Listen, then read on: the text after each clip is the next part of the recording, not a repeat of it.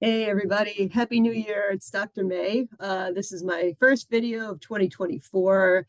Hope the year's treating you well so far. These are some skills that I hope you'll like. This is called the CARESS skill. Okay, it's nothing particularly to do with hugging or caressing, but it's a good one anyway, and I hope you'll like it. So this is about creating a coping plan using CARESS to reduce target behaviors or self-harming behaviors that you might struggle with. So here we go. So coping ahead. So why bother? Why should I plan ahead for something? Well, sometimes, emotions come on us or stressors come on us unexpectedly, and we're really an emotional mind. It's hard to think clearly, and it's hard at that point to really try to plan out and think what's the best way to get through this. But sometimes if we think about, okay, what's happening later today, or what might be happening later this week that might be stressful for me, I could start to plan ahead and think, all right, if this happens, this is something I can do to get through it a little bit better than if I was caught by surprise. And I mean, obviously, we can't plan everything, we can't anticipate everything, but on the times when we can, sometimes having a coping ahead plan can be useful. All right, so that's sort of the main gist. So in DBT skills and the ABC please, the C stands for cope ahead. And I have an ABC video where it does discuss the cope ahead skills, but this is like an expansion of that. So it gives a little bit more detail on how to do it. So just to go over those, since we're at it, this is the gist of the cope ahead skill. It kind of uses like imagination to practice. So the idea is to like think of the situation that might be coming up that you think will be stressful and use your imagination and your senses to kind of put yourself in that situation. So think about like who would be there and what would you be around and what setting would you be in, how might you be feeling? And then figure out, all right, well, what kind of coping or problem solving skills could I use in that situation to help it go a little bit better than it might go otherwise? So imagine yourself being skillful, maybe saying certain things or using a certain posture or feeling a certain way, breathing a certain way, moving a certain way, coping a certain way, using a certain skill. And then imagine that working out and imagine the situation going better and how you're going to feel. And you could rehearse this in your mind. It only may take a couple of minutes and practice this. And they say that, practicing things in our imagination really helps it to manifest in real life better. So even, for example, like they've done studies where people imagine making baskets, like shooting baskets for basketball, and imagine like making the basket. And people who use their imagination to practice it in advance actually were better at it in real life than people who weren't given the instruction to practice it in advance. So things like that, actually imagining things actually could lead it to happen better. So don't use your imagination only for bad, only for imagining the worst case scenario. You could also use it to imagine more possibilities of coping than maybe you would have had otherwise. Okay. And also another thing you could imagine too is like, what are the obstacles that could come up in this situation?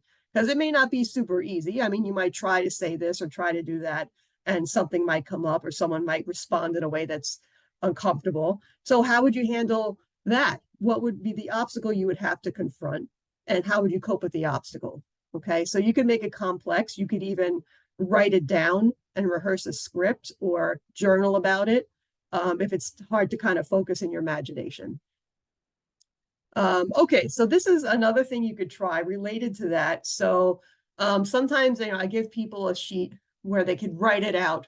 What's my crisis survival plan? So they might think, all right, so what's the target behaviors I'm trying to work on?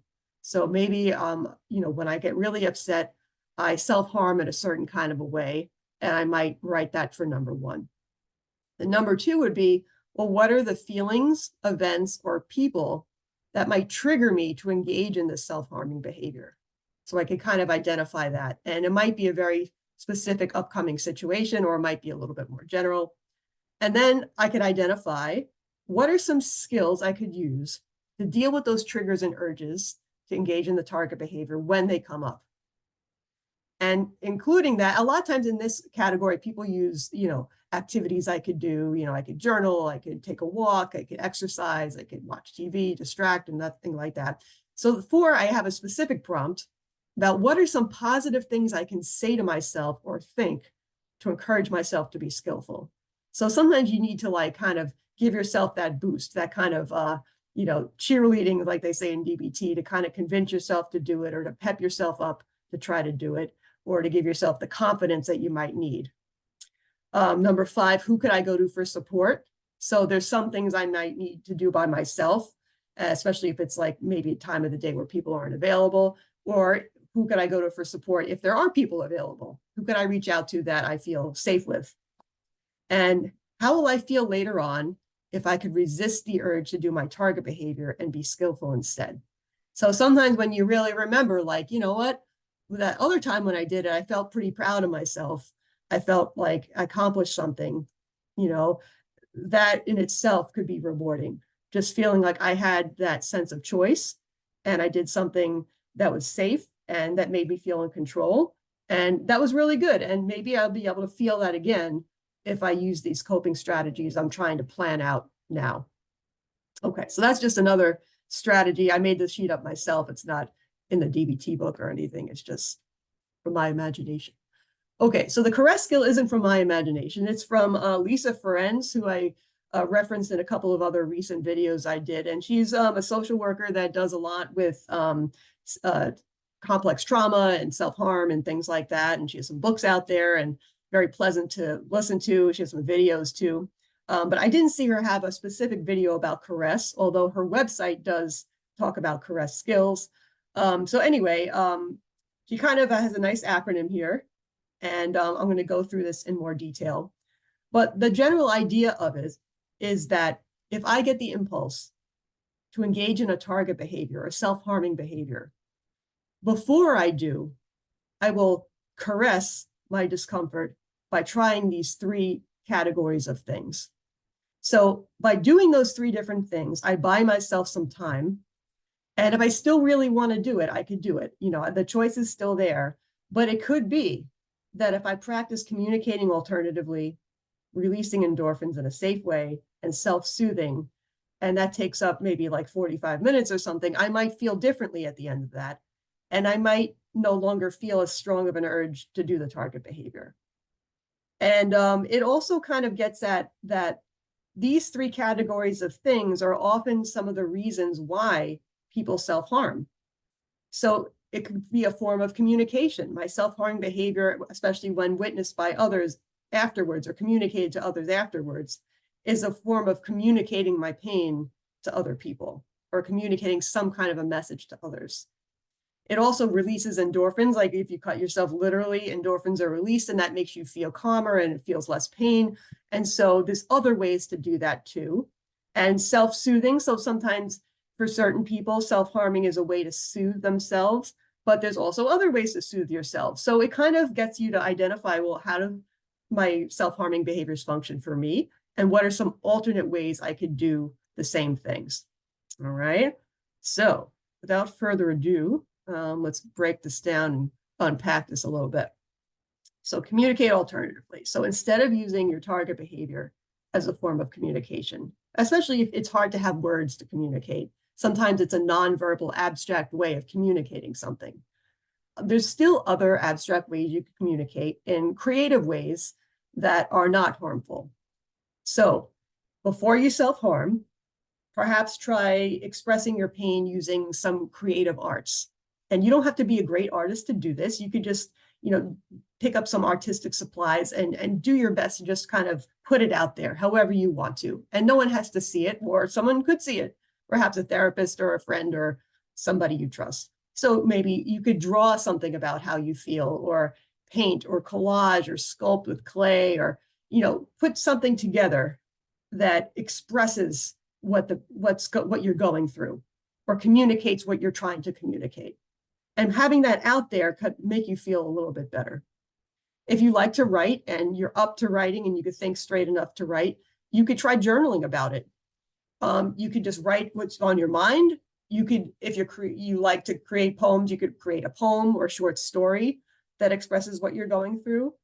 If it's a message to a certain person, like you hurt me so badly and look what you did to me and now I'm hurting myself, maybe you could even write a letter to that person and not send it, but just kind of put your thoughts out on paper as if you're telling that person how you feel.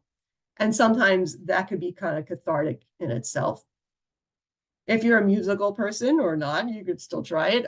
You could play, sing, or write a song or songs that express what you're going through. Or you could listen to a music that captures your experience. Maybe you could find something on your playlist already, or on Pandora, or on Spotify, or YouTube, or whatever it is, and pick some songs that you feel like are capturing your experience now and echoing what you feel. And sometimes that feels kind of comforting too. Sometimes I was also hearing from some different people that if your emotions feel like stuck, like I don't know what to say about it, I can make a sound, maybe in private if you don't want other people to hear it, that kind of conveys how I feel.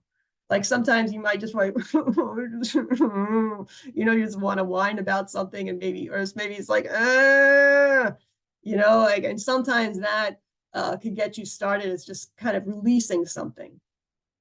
Also, you could use dance or movement because emotions want to move. Like even motion is in the emotion. So, and sometimes just expressing yourself with some movement or dance or a pose could kind of capture your experience. Like sometimes you might just feel like this and like all crouched over and just wanting to hide from the world. And that pose helps you capture how you feel. Or maybe it's like something like this, like, why me? And that pose helps you to get in touch with how you feel. All right, so by the way, it's important to do these in order. So when you plan this out later, practice communicate alternatively first, and then we're going to move on to release endorphins. So literally, like I said before, especially if you cut, when you bleed out, endorphins get released, and it actually helps people feel a sense of relief sometimes. Even a sense of pleasure, depending on the person. I mean, this is not for everybody, but a lot of people who engage in self-harm feel a little relief afterwards, and that's partly why. But there's other ways to release endorphins and things we could do on purpose to help that happen. So one of the main things is to engage in aerobic exercise. So if you're familiar with the DBT TIP skill, one of the parts of TIP is intense exercise. The I is intense exercise. And it's there for a reason, because it's important to kind of work it out. And I forgot if I mentioned a TIP video because I did it a while ago already. One time there was a speaker at my hospital, and he said that he did some studies of people that self-harm. And the number one thing people reported that they tried to do when they felt an urge was to distract themselves. And the number one thing that they did that they said actually helped them stop the behavior was to exercise. So don't knock it. It's really important. Do whatever exercise you want, whether it's walking or pacing, or it's lifting weights or yoga or calisthenics or whatever it happens to be, Pilates, you try it out. Try exercising first before you do anything. Okay, so another thing that helps you release endorphins is to laugh. And when I was doing my master's thesis as part of my doctoral program, I actually did something on humor and state anxiety and had to research a bunch of things about humor and the value of humor in recovery. And one of the things I learned even at that time was that laughter releases endorphins. So if you choose to watch a comedy or a comedian or funny cat videos on YouTube, if it's making you laugh, or you're with somebody that tends to make you laugh and you don't tell them what you're going through, but you try to distract with a funny conversation, anything like that might be helpful. So getting a good belly laugh going could help you release endorphins. Another thing you could try to do is sing. And so you don't have to be a great singer to do it, but maybe you could sing something that you like to sing, or play a song and sing along and sing for a little while, and that could help release endorphins too. Also, hugging releases endorphins too, as well as oxytocin, which is the cuddle hormone. And you don't necessarily have to hug a person. So if you're not comfortable doing that, or there's nobody around, you could hug a pillow. You could hug your pet if you have a cat or a dog or something else, but I don't know what kind of pets you guys have, or a stuffed animal. But the act of hugging helps to release endorphins. Okay, so you have some options there. All right, so finally, the last thing you would do is to self-soothe. So all you DBT fans out there will remember that self-soothe is one of the distress tolerance skills in DBT. So they say self-soothe with the 5 senses, but there's actually a 6th sense of motion that I like to add as well. And there's many, many ways to do this. And it really has to do with your personal preferences. So what might be soothing to me may not be soothing to you. So you have to kind of, try different things or kind of think about past experiences of things that felt good to you and maybe give some of them a try. So for example, these are just examples. Revision.